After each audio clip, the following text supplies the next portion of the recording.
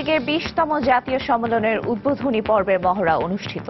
সম্পন্ন হয়েছে সব প্রস্তুতি। আমন্ত্রণে সাড়া দিয়ে যোগ দিচ্ছে বিএনপি। আওয়ামী লীগের কাউন্সিলে গঠনতন্ত্রে আসছে পরিবর্তন। নবীনদের পাশাপাশি সুযোগ পাচ্ছেন নারীরাও। কাউন্সিলরদের মতামত নিয়ে প্রণীত হবে খসড়া ঘোষণাপত্র। আশুলিয়ায় অভিযানের সময় ভবন থেকে পড়ে নিহত আব্দুর রহমানই 90 জেএমবির প্রধান সারোয়ার জাহান, দাবি র্যাবের। হোলি আর্টিজান সহ সাম্প্রতিক অন্তত 19টি ঘটনায় জড়িত সে। ঢাকা বিশ্ববিদ্যালয়ের ক ইউনিটের ভর্তি পরীক্ষায় ডিজিটাল জালিয়াতির অভিযোগে 13 পরীক্ষার্থী আটক। প্রতি আসনের বিপরীতে প্রার্থী 51 জন। এবং চট্টগ্রাম টেস্টে ব্যাটসম্যানদের দৃঢ়তায় ইংল্যান্ডের 293 রানের বিরুদ্ধে ভালো জবাব দিচ্ছেন টাইগাররা। দ্বিতীয় দিন শেষে 72 রানে পিছিয়ে বাংলাদেশ।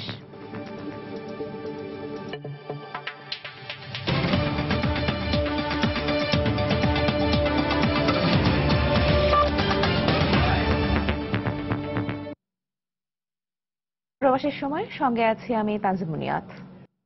আওয়ামী লীগের 20তম জাতীয় সম্মেলনের শতভাগ প্রস্তুতি শেষ হয়েছে। শুক্রবার সকাল থেকে চলে উদ্বোধনী অনুষ্ঠানের মহড়া। শনিবার সম্মেলন উদ্বোধন করবেন দলের সভাপতি ও প্রধানমন্ত্রী শেখ হাসিনা। বাংলাদেশের সার্বিক উন্নয়নের গতি ও নেতৃত্বের কারণে ঐতিহাসিক এই দলটির সম্মেলনের দিকে তাকিয়ে বিশ্ব নেতারাও। এদিকে কাউন্সিলকে ঘিরে নিরাপত্তা নিশ্চিত করতে আইনশৃঙ্খলা রক্ষা বাহিনীর ঊর্ধ্বতন কর্মকর্তারা মাঠে থাকবেন বলে জানিয়েছেন আইজিপি।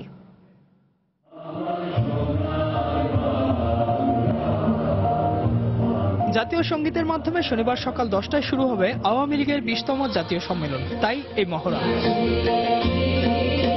দলীয় প্রতীক নৌকার আদলের মঞ্চ তৈরি। দেশি বিদেশি প্রায় 40,000-এর মতো কাউন্সিলর আর ডেলিগেটকে স্বাগত জানাতে প্রস্তুত ঐতিহাসিক সোহরাওয়ার্দী উদ্যান।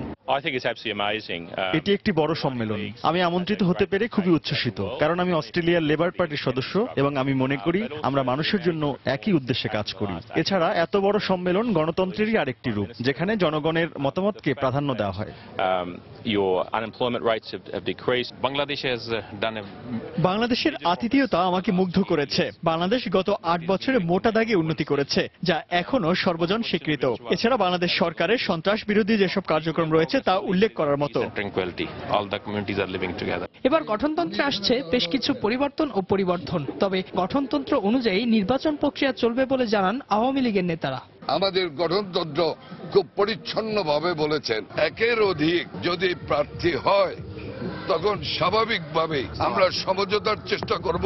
সমঝোতা না হলে তখন স্টেট আমাদের ভোট ছাড়া আর বিকল্প কোনো পথ নেই। আমরা প্রস্তুত। এই মুহূর্তে আমাদের প্রস্তুতি শতভাগ সম্পন্ন। উৎসাহ উদ্দীপনার মধ্যে অনুষ্ঠেয় এই সম্মেলনকে ঘিরে নেওয়া হয়েছে ব্যাপক নিরাপত্তা প্রস্তুতি। বসানো হয়েছে সিসিটিভি ক্যামেরা। ঊর্ধ্বতন অফিসাররা এখানে উপস্থিত থাকবেন, তারা বিভিন্ন পয়েন্টে অবস্থান করবেন। আমাদের ফোর্সে অফিসারদের ডিউটি তদারক করবে। মোট কথা, এটাকে নিশ্ছিদ্র নিরাপত্তা ব্যবস্থা গ্রহণ করার জন্য আমাদের পক্ষ থেকে যা যা করার দরকার সব ধরনের ব্যবস্থা গ্রহণ করা হয়েছে। ইজাদ শৌমিক, সময় সংবাদ, ঢাকা। দর্শক, জাতীয় সম্মেলনকে কেন্দ্র করে ধানমন্ডিতে আওয়ামী লীগ সভাপতির কার্যালয়ে জড়ো হয়েছেন নেতাকর্মীরা। সেখানে আছেন আমাদের রিপোর্টার আহমেদ সালেহীন। আমরা এখন সরাসরি চলে যাব তার কাছে। সালেহীন, সভানেত্রীর কার্যালয়ে আমি অবস্থান করছি, যেখানে দেখছেন যে আজকে আর কয়েক ঘন্টা পরেই আওয়ামী লীগের 20তম জাতীয় কাউন্সিল শুরু হতে যাচ্ছে। সেই কাউন্সিলকে কেন্দ্র করে তৃণমূলের নেতাকর্মী থেকে শীর্ষ নেতারা পর্যন্ত এই আওয়ামী লীগের সভানেত্রীর রাজনৈতিক কার্যালয়ে কিন্তু আসা যাওয়া করছে।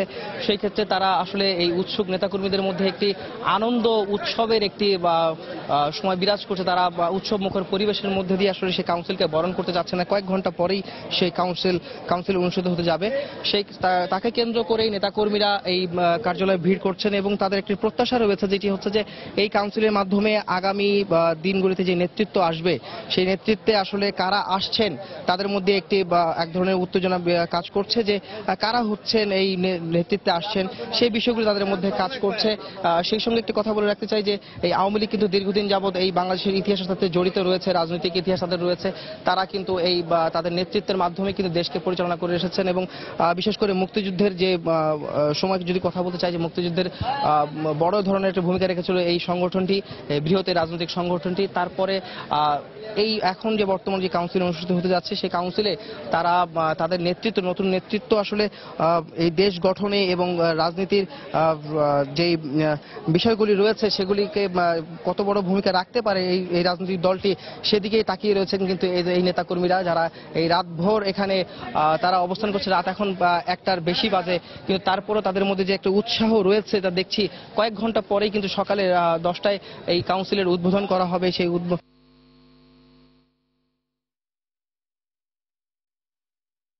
আমরা দেখতে পাচ্ছি যে এখানে নারী নেত্রীরা রয়েছেন, যে নারী নেত্রীরা তারা বিভিন্ন জেলা থেকে এসেছেন এবং তাদের সাথে কথা বলেছিলাম। তারা খুলনা থেকে এসেছেন, কেউ বরিশাল থেকে এসেছেন, কেউ উত্তরবঙ্গ। দর্শক, আওয়ামী লীগের ধানমন্ডি কার্যালয় থেকে সেখানকার সবশেষ খবর জানাচ্ছিলেন আমাদের রিপোর্টার আহমেদ সালিহিন।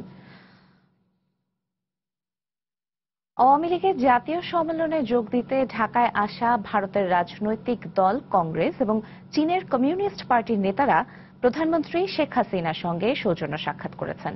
শুক্রবার সন্ধ্যায় গণভবনে প্রথমে চীনের কমিউনিস্ট পার্টির নেতারা প্রধানমন্ত্রীর সঙ্গে সাক্ষাৎ করেন। এ সময় চীনের প্রেসিডেন্টের বিশেষ দূত সেখানে উপস্থিত ছিলেন। এরপর কংগ্রেসের সাধারণ সম্পাদক গোলাম নবী আজাদের নেতৃত্বে প্রধানমন্ত্রীর সঙ্গে সাক্ষাৎ করেন ভারত থেকে আসা প্রতিনিধি দল। এ সময় প্রধানমন্ত্রী কার্যালয়ের কর্মকর্তারাও উপস্থিত ছিলেন।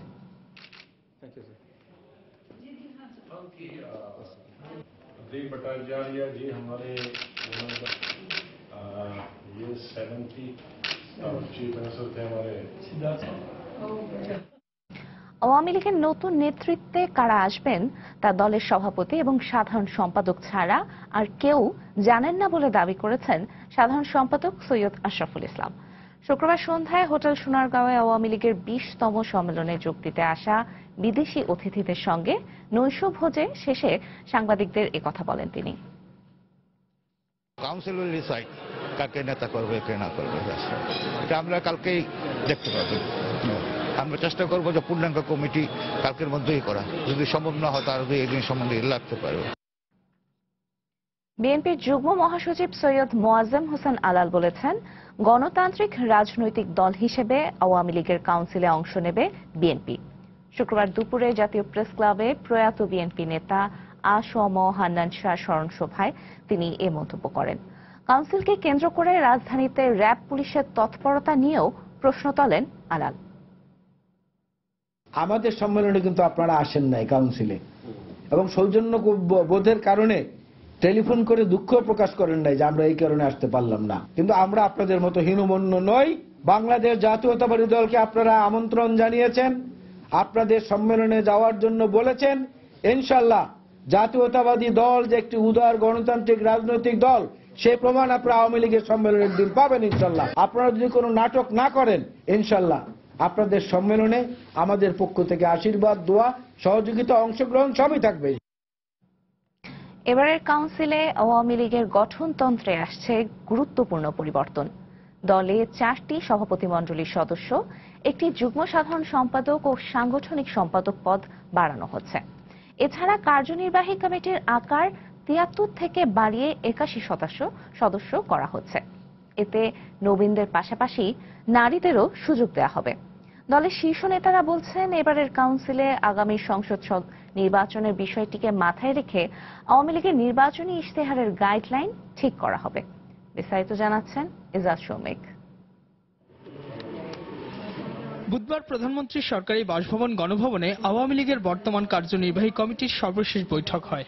প্রধানমন্ত্রী ও আওয়ামী লীগ সভানেত্রী শেখ হাসিনার সভাপতিত্বে এ বৈঠকে দলের গঠনতন্ত্রে পরিবর্তন আনার সিদ্ধান্ত নেওয়া হয়। আওয়ামী লীগের শীর্ষ নেতারা জানান, এ বৈঠকে সভাপতিমণ্ডলীর সদস্য, যুগ্ম সাধারণ সম্পাদক ও সাংগঠনিক সম্পাদক পদ বাড়ানোর প্রস্তাব আনা হয়েছে। গঠনতন্ত্রে এখন 73 জনের কমিটি আছে, 73-এর সংখ্যাটা বাড়িয়ে 81 করবার 8 জন বাড়বে।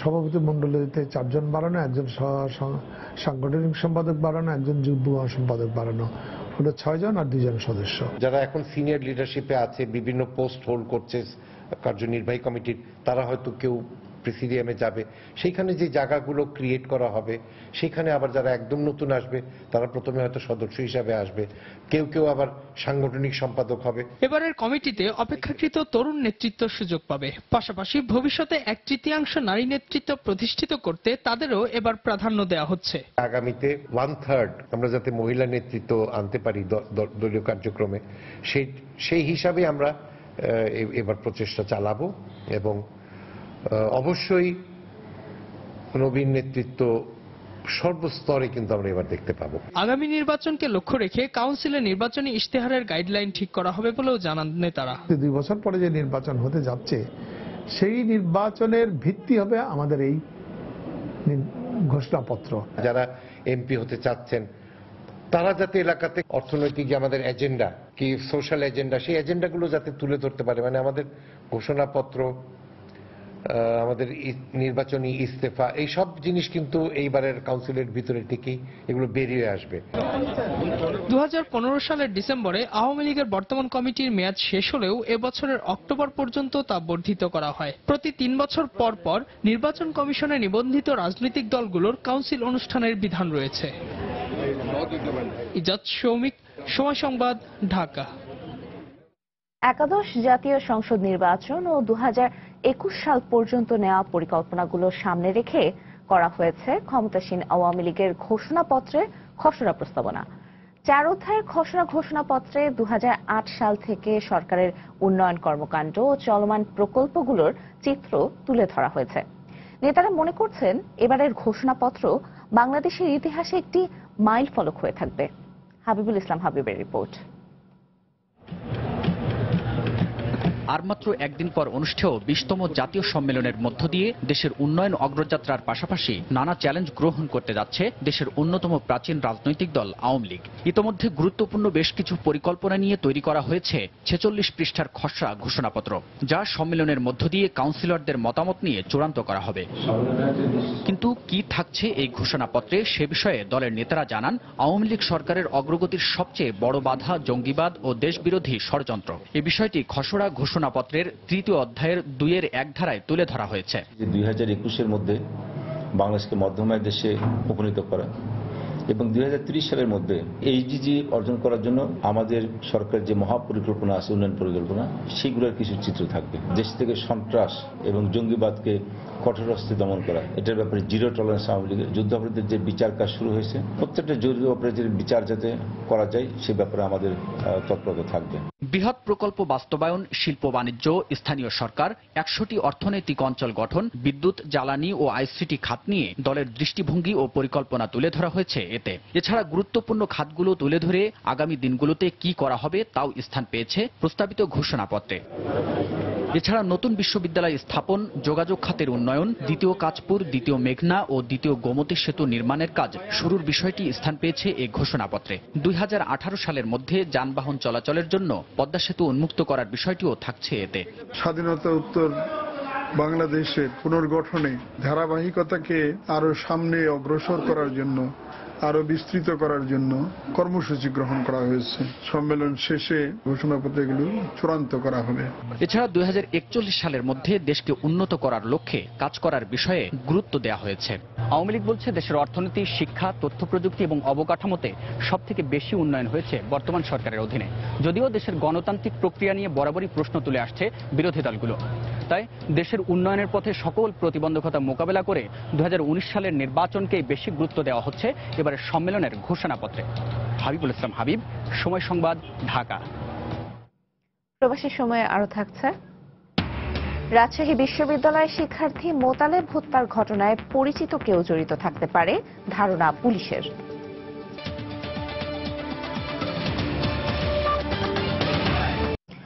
আশুলিয়ায় র্যাবের অভিযানের সময় 5 তলা থেকে পড়ে নিহত আব্দুর রহমানের আসল নাম সারোয়ার জাহান। শেখ আবু ইব্রাহিম আল হানিফ নামে তিনি 90 জেএম এর নেতৃত্ব দিচ্ছিলেন। স্লিপার সেল গঠন থেকে শুরু করে হোলি আর্টিজান আর শোলাকিয়ায় হামলা সহ সাম্প্রতিক অন্তত 19টি ঘটনার নেপথ্যে ছিলেন এই সারোয়ার। শুক্রবার দুপুরে সংবাদ সম্মেলনে এসব তথ্য দিয়ে র্যাব মহাপরিচালক জানান 3 শুরা সদস্য সহ 90 জেএমবির 21 সক্রিয় কর্মীকে ধরতে চেষ্টা চালাচ্ছে আইন শৃঙ্খলা রক্ষা বাহিনী। গত 8ই অক্টোবর আশুলিয়ায় র্যাবের অভিযানের সময় 5 তলা থেকে পড়ে নিহত ব্যক্তির পরিচয় আব্দুর রহমান হিসেবে শনাক্ত করা হয় তার ড্রাইভিং লাইসেন্স এবং পাসপোর্ট থেকে। তবে আরো খোঁজ নিতে গিয়ে র্যাব বুঝতে পারে এসবই করা হয়েছে ভুয়া পরিচয়। আসল পরিচয় খুঁজতে গিয়ে 90 জেএমবির প্রধান এবং তাদের সাংগঠনিক নানা খুঁটিনাটি তথ্য পাওয়ার দাবি করেছে র্যাব। শুক্রবার কারওয়ান বাজারে নতুন মিডিয়া সেন্টারে আয়োজিত প্রথম সংবাদ সম্মেলনে র্যাবের মহাপরিচালক জানালেন, চাঁপাইনবাবগঞ্জের ভোলাহাটের সারোয়ার জাহান পরিচয় গোপন করে আব্দুর রহমান নামে আশুলিয়ায় আস্তানাগারে, আর শাইখ আবু ইব্রাহিম আল হানিফ নামে সেই 90 জেএমবির নেতৃত্ব দিত। অর্থ তার কাছে প্রেরিত হতো, সে সংগঠিত থাকতো এবং সেই তার বিভিন্ন ইয়ানতের অর্থ দেশের মধ্যে থেকে যা সংগঠিত হতো, যেগুলো বাইরে থেকে আসতো, সেগুলো সব তার কাছে গচ্ছিত থাকতো এবং সেই বিভিন্ন স্লিপার সেলের কাছে অর্থগুলো বিতরণ করত। নিজের এ দাবির পক্ষে পাওয়ার পয়েন্ট প্রেজেন্টেশনে সারোয়ার জাহানের ল্যাপটপ ও মোবাইল থেকে পাওয়া নানা তথ্য তুলে ধরেন র্যাব মহাপরিচালক। উত্থাপন করেন নারায়ণগঞ্জের পাইকপাড়ায় নিহত হওয়ার আগে জঙ্গি তামিমের দলীয় প্রধানের নির্দেশনা চাওয়া, 90 জেএমবি গঠনের বিষয়ে তামিম ও সারোয়ারের যৌথ ঘোষণা এবং তহবিল সংগ্রহ ও খরচের নানা নথি। র্যাব মহাপরিচালক জানান, আইন শৃঙ্খলা রক্ষা বাহিনীর সাঁড়াশি অভিযানে বিপর্যস্ত 90 জেএমবির 3 শুরা সদস্য সহ 21 জন পালিয়ে বেড়াচ্ছে। তারা সর্বশেষ যে রিপোর্টটা করেছে আবু হানিফ মারা যাওয়ার 2 দিন আগে 6ই অক্টোবর, সেখানে লেখা আছে তাদের কাছে একটা AK-22 রাইফেল আছে, 5টা হ্যান্ডগান আছে, 33 জন সদস্য আছে অ্যাক্টিভ মেম্বার। 33 জন অ্যাক্টিভ মেম্বার থেকে কিন্তু 8 তারিখে 12 জন মারা গেছে, তাহলে থাকলো হচ্ছে 21 জন এবং 21 জনের মধ্যে 3 জন হচ্ছে শুরা মেম্বার, আর তাহলে 19 জন হচ্ছে mid level and fighting level. সাংগঠনিক নামে কাউকে কাউকে আইডেন্টিফাই করেছে, সাংগঠনিক নাম না, প্রকৃত নাম না, সো এটা সময় লাগবে। র্যাবের মহাপরিচালক আরো জানান, 90 জেএমবি দেশের ভেতরে একটি সেফ জোন গড়ে তোলারও পরিকল্পনা করেছিল। ওমর ফারুক, সময় সংবাদ, ঢাকা। আওয়ামী লীগের 2 দিন ব্যাপী 20তম জাতীয় সম্মেলনে আগত অতিথি, প্রতিনিধি ও কাউন্সিলরদের আতিথেয়তার পূর্ণ প্রস্তুতি সম্পন্ন হয়েছে। শুক্রবার রাতে সোহরাওয়ার্দী উদ্যানে খাদ্য উপকমিটির সভা শেষে সাংবাদিকদের একথা জানানো হয়। 2 দিনের সম্মেলনে প্রায় 42,000 প্রতিনিধির দুপুরের খাবার ও প্রায় 7,000 সদস্যের রাতের খাবারের ব্যবস্থা রাখা হয়েছে। সম্মেলনে খাবার সরবরাহে কোনো বিশৃঙ্খলা যেন না হয় সেদিকে দৃষ্টি রাখতে বলেছেন উপকমিটির সদস্য সচিব খাদ্যমন্ত্রী অ্যাডভোকেট কামরুল ইসলাম। পুরো সম্মেলনে প্রায় 1000 স্বেচ্ছাসেবকের একটি দল কাজ করবে বলে জানিয়েছেন আহ্বায়ক মোফাজ্জল হোসেন চৌধুরী মায়া।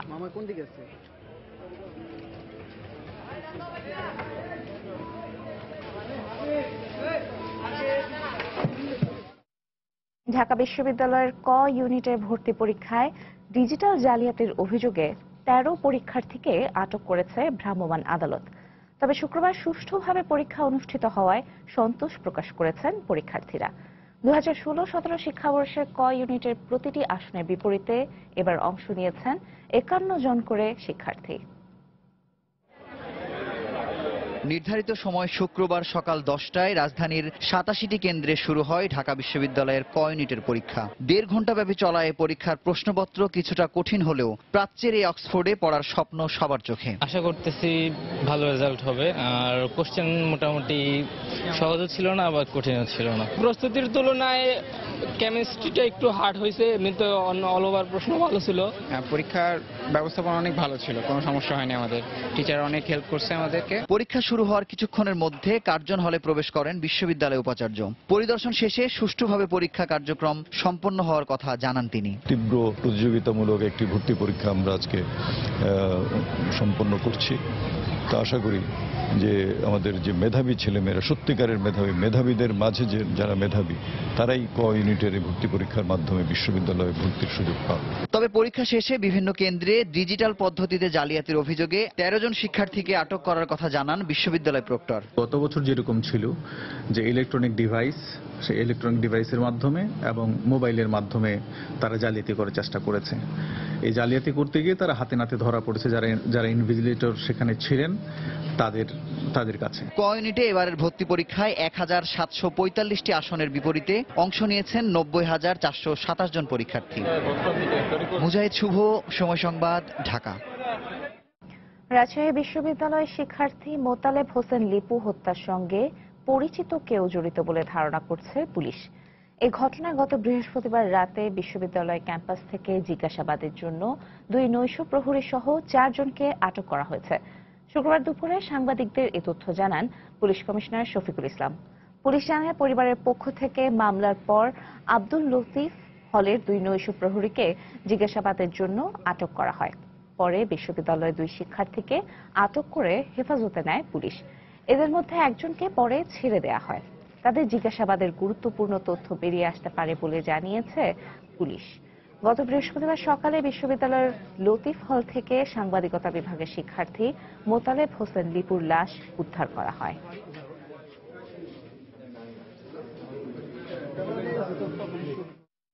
প্রবাসের সময়ে আরো থাকছে, নিজস্ব ওয়েবসাইট থেকে সাহিত্যে নোবেল পাওয়ার বিষয়টি মুছে ফেলেছেন বব ডিলান। পুরস্কার গ্রহণ নিয়ে আবারও অনিশ্চয়তা।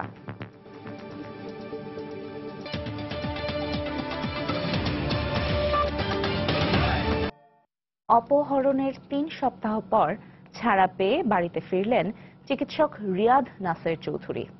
বুধবার রাতে মিরপুরের বাসায় ফেরেন তিনি। রিয়াদের পরিবার জানায়, চোখ বাঁধা অবস্থায় তাকে একটি হাইওয়েতে ফেলে যায়। পরে একটি সিএনজি চালিত অটোরিকশায় বাসায় ফেরেন রিয়াদ।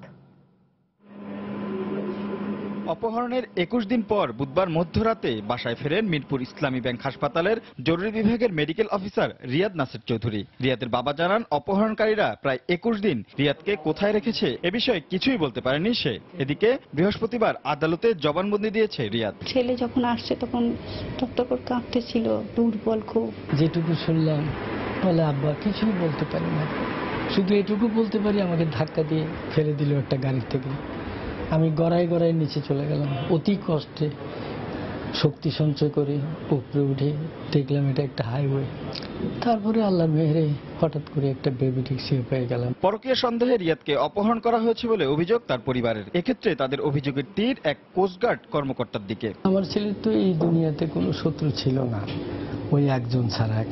একটা জানেন আপনারা, ওই যে ভারত সরকারের ওয়াইফের ব্যাপারে সে সন্দেহ করতো, আর তো কোনো ব্যাপার আমাদেরকে জানা নেই। এদিকে অপহরণের দিন হাসপাতালের সিসিটিভি ফুটেজে দেখা যায় সন্দেহভাজন 2 ব্যক্তি বেশ কয়েক ঘন্টা অপেক্ষা করছিল। ডাক্তার রিয়াদ বের হওয়ার পরপরই পিছু নেয় ওই 2 জন। পরে রিয়াদকে মাইক্রোবাসে তুলে নেওয়ার সময়ও তাদের উপস্থিতি ছিল। তার শারীরিক অবস্থার উন্নতি হলেও মানসিকভাবে এখনো বিপর্যস্ত বলে জানিয়েছে তার পরিবার। রাশেদ লিমন, সময় সংবাদ, ঢাকা। 2021 সালের মধ্যে আইসিটি খাতে $5 বিলিয়ন রপ্তানি অর্জনে সব প্রতিবন্ধকতা দূর করতে সরকার কাজ করে যাচ্ছে বলে জানিয়েছেন বাণিজ্যমন্ত্রী তোফায়েল আহমেদ। শুক্রবার সকালে ডিজিটাল ওয়ার্ল্ডের সমাপনী দিনে আয়োজিত সেমিনারে তিনি কথা বলেন। সেমিনারে দেশের সফটওয়্যার নির্মাণের সঙ্গে জড়িতরা আইসিটি খাতে উদ্যোক্তাদের জন্য ব্যাংক ঋণ বাড়াতে সরকারের প্রতি দাবি জানান। আমি আমার দেশের কাজ করতে পারি না, আমার দেশের সরকারি কাজ অন্য দেশ থেকে এসে করা হয়, আর আমাকে আপনি বলেন বিদেশে গিয়ে রপ্তানি করব, আমার রেফারেন্সটা কোথায় পাবো? আমাদের দেশে ইন্টারনেট আমি গতি পাই না, এবং সেই গতি পাই না বলে আমি আমার তথ্য প্রযুক্তির কাজ ইন্টারনেটের মাধ্যমে করার ক্ষেত্রে প্রতি মুহূর্তে হিমশিম খাই। কয়েকটা প্রায়োরিটি সেক্টর আছে, তার মধ্যে আইটি ইজ নাম্বার 1। এইসব ক্ষেত্রে আমরা যা যা করণীয় দরকার আমরা করব, এতে কোনো সন্দেহ নেই। আপনাদেরকে নগদ সহায়তা দেবার ব্যবস্থা আমরা করবই। বাংলাদেশ ব্যাংক, এনবিআর, বিডা, বাণিজ্য মন্ত্রণালয়, we all will work together, এবং আমরা এই সমস্যার সমাধান করবই। আগামী 6 মাসের মধ্যে ঢাকায় বিদ্যুৎ সঞ্চালন লাইনের সংস্কার কাজ শুরু হবে বলে জানিয়েছেন বিদ্যুৎ, জ্বালানি ও খনিজ সম্পদ প্রতিমন্ত্রী নসরুল হামিদ বিপু।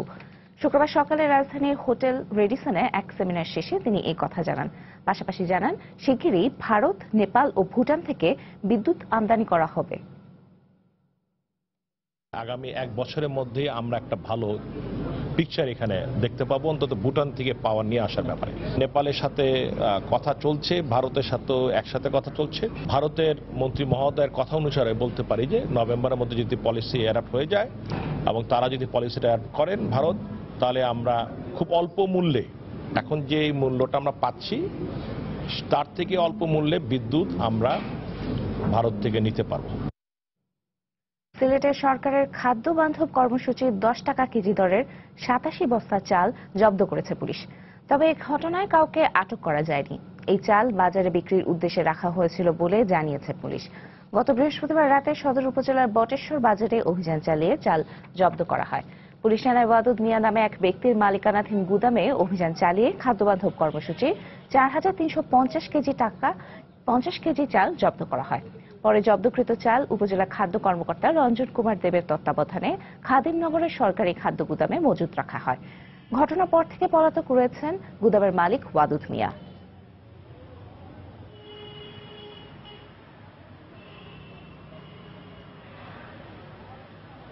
গরিবের হক এগুলা আইনা বিক্রি করছে যে ডিলার, যেটা ডিলার দেওয়া হয়েছে সরকারের, যেটা ডিলার দিছে, যেটা নিয়ে বিক্রি করছে সম্পূর্ণ দূষর। ওয়াদুদ সাহেবের গুদাম থেকে এটা নেওয়া হয়েছে এবং সে এটা মজুদ রেখেছিল বিক্রির উদ্দেশ্যে। আমরা গোপন সভা বিক্রির খবর পেয়ে আমি এবং আমার এসি সাহেব এবং টিউনো মহোদয়ের সমন্বয়ে আমরা গেছি ওখানে এবং দোকানের তালা ভেঙে আমরা ওটা রিকভারি করেছি। এবার প্রবাসের খবর। যুক্তরাজ্যের শ্রেষ্ঠ মানবাধিকার বিষয়ক আইনজীবীর স্বীকৃতি পেলেন বাংলাদেশি বংশোদ্ভূত barrister M A মুঈদ Khan. England ও ওয়েলসের 20,000 আইনজীবীর মধ্যে তার হাতে এই পুরস্কার তুলে দেওয়া হয়। যুক্তরাজ্যের chartered institute of legal executive সাইলেক্সের প্রেসিডেন্ট তাকে এই স্বীকৃতি দেন। এই স্বীকৃতিকে ব্রিটেনের বাংলাদেশি কমিউনিটির সম্মান বয়ে এনেছে বলে মনে করছেন বিশিষ্টজনেরা। লন্ডন প্রতিনিধি শোয়েব কবিরের পাঠানো তথ্য ও ছবি নিয়ে ডেস্ক রিপোর্ট।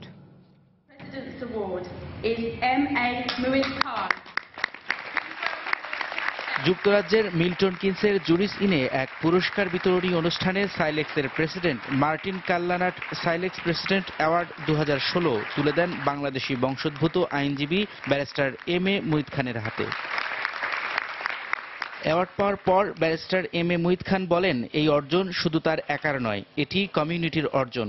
এছাড়া আগামীতে আইনমন্ত্রী সহ বিচার ব্যবস্থার শীর্ষ পদগুলোতে বাংলাদেশিদের সম্ভাবনার একটি বিশাল দ্বার উন্মোচিত হয়েছে বলে মনে করেন তিনি। এই অ্যাওয়ার্ড শুধু আমার একার যে অ্যাওয়ার্ড অর্জন সেটা নয়, আমি মনে করছি এই অ্যাওয়ার্ড আমার ব্রিটিশ বাংলাদেশি সমগ্র কমিউনিটির একটি সর্বোচ্চ অর্জন। ভবিষ্যতে আমাদের ভিতর থেকে আইনমন্ত্রী বের হয়ে আসবে, ভবিষ্যতে আমাদের ভিতর থেকে লর্ড চিফ জাস্টিস বের হয়ে আসবে। তার এই সাফল্যকে ব্রিটিশ বাংলাদেশি আইনজীবীদের অনুপ্রেরণা যোগাবে বলে মনে করছেন জ্যেষ্ঠ আইনজীবীরা। এখানে আরো অনেক নমিনি ছিল, অ্যাওয়ার্ডটা পাওয়া it was very very good achievement. এটা আমাদের গৌরবের কথা, কমিউনিটির একটা গৌরবের কথা। অনুষ্ঠানে যুক্তরাজ্যের বার কাউন্সিলের প্রেসিডেন্ট, ল সোসাইটির প্রেসিডেন্ট, লর্ড চিফ জাস্টিস সহ 5 শতাধিক আইনজীবী এবং বিচারকরা উপস্থিত ছিলেন। সময় সংবাদ, লন্ডন। বাংলাদেশ আওয়ামী লীগের 20তম জাতীয় সম্মেলনকে কেন্দ্র করে সংযুক্ত আরব আমিরাতের শারজায় আলোচনা সভার আয়োজন করে স্থানীয় আওয়ামী লীগ ও বিভিন্ন অঙ্গ সংগঠন। এতে প্রধান অতিথি ছিলেন আরব আমিরাত আওয়ামী লীগের প্রধান উপদেষ্টা সৈয়দ আবু আহাদ।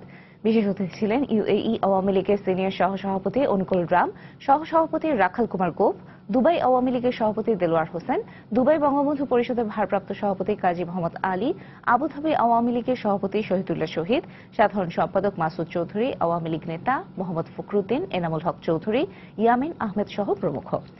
সমাবেশে বক্তারা বলেন, 22 অক্টোবর শুরু হওয়া এই সম্মেলনের উদ্দেশ্য হল দেশকে উন্নয়নের দিকে এগিয়ে নিয়ে যাওয়া, আর এর জন্য সব প্রবাসীকে একযোগে কাজ করতে হবে।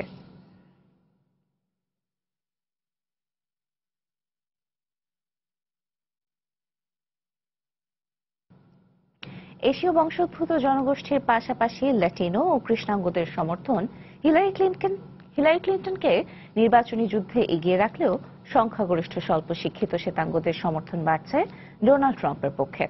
যুক্তরাষ্ট্রের গ্রামাঞ্চল ও উপশহরগুলোতে চালানো জরিপে এমন তথ্য উঠে এসেছে।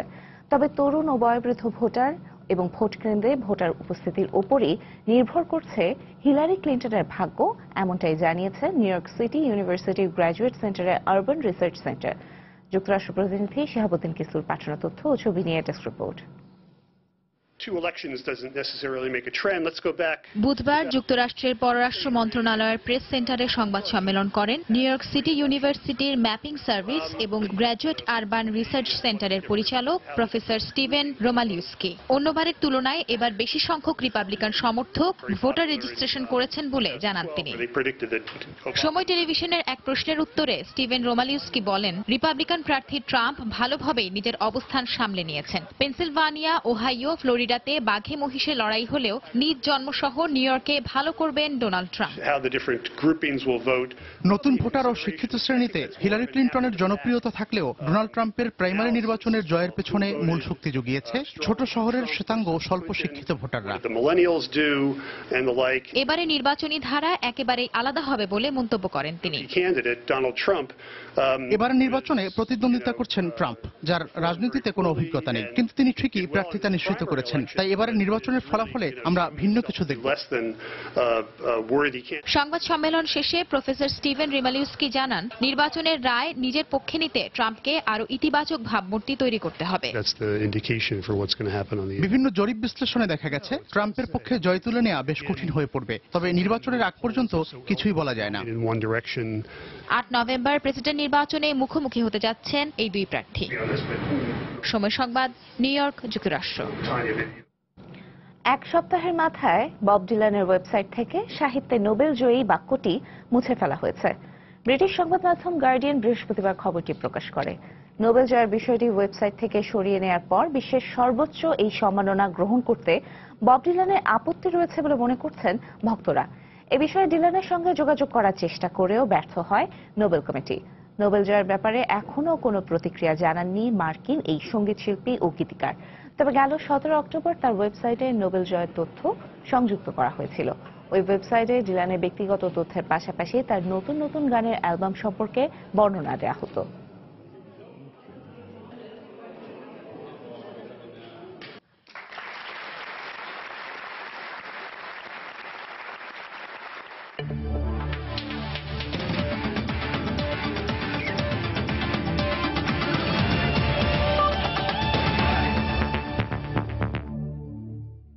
খেলার খবর, বাংলাদেশ ইংল্যান্ড টেস্ট সিরিজ প্রসঙ্গ। ব্যাটসম্যানদের দৃঢ়তায় চট্টগ্রাম টেস্টের দ্বিতীয় দিন শেষে ভালো অবস্থানে আছে বাংলাদেশ।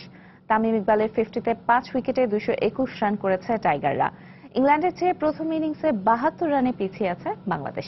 এর আগে দিনের প্রথম সেশনে 293 রানে অল আউট হয় সফরকারী ইংল্যান্ড, যা টেস্টে টাইগারদের বিপক্ষে ইংলিশদের সর্বনিম্ন রানের ইনিংস।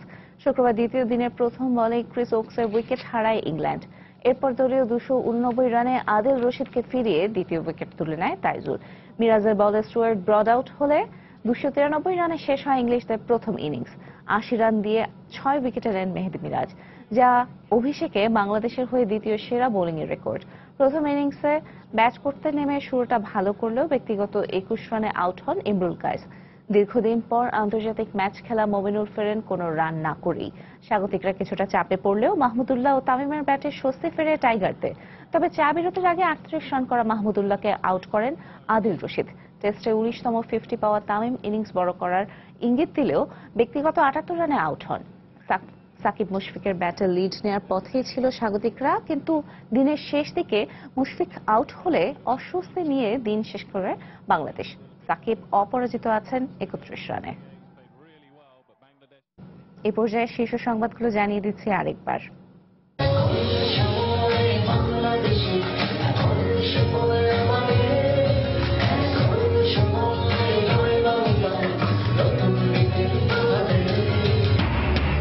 আওয়ামী লীগের 20তম জাতীয় সম্মেলনের উদ্বোধনী পর্বের মহড়া অনুষ্ঠিত, সম্পন্ন হয়েছে সব প্রস্তুতি।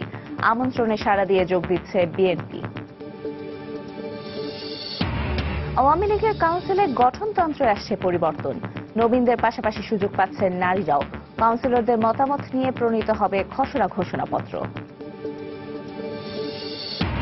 আশুলিয়ার অভিযানের সময় ভবন থেকে পড়ে নিহত আব্দুর রহমানী 90 জেএমবির প্রধান সারোয়ার জাহাদ দাবি র্যাবের। হোলি আর্টিজান সহ সাম্প্রতিক অন্তত 19টি ঘটনায় জড়িত সে। ঢাকা বিশ্ববিদ্যালয়ের ক ইউনিটের ভর্তি পরীক্ষায় ডিজিটাল জালিয়াতির অভিযোগে 13 পরীক্ষার্থী আটক। প্রতি আসনের বিপরীতে প্রার্থী 51 জন। এবং চট্টগ্রাম টেস্টে ব্যাটসম্যানদের দৃঢ়তা, ইংল্যান্ডের 293 রানের বিরুদ্ধে ভালো জবাব দিচ্ছেন টাইগাররা। দ্বিতীয় দিন শেষে 72 রানে পিছিয়ে বাংলাদেশ।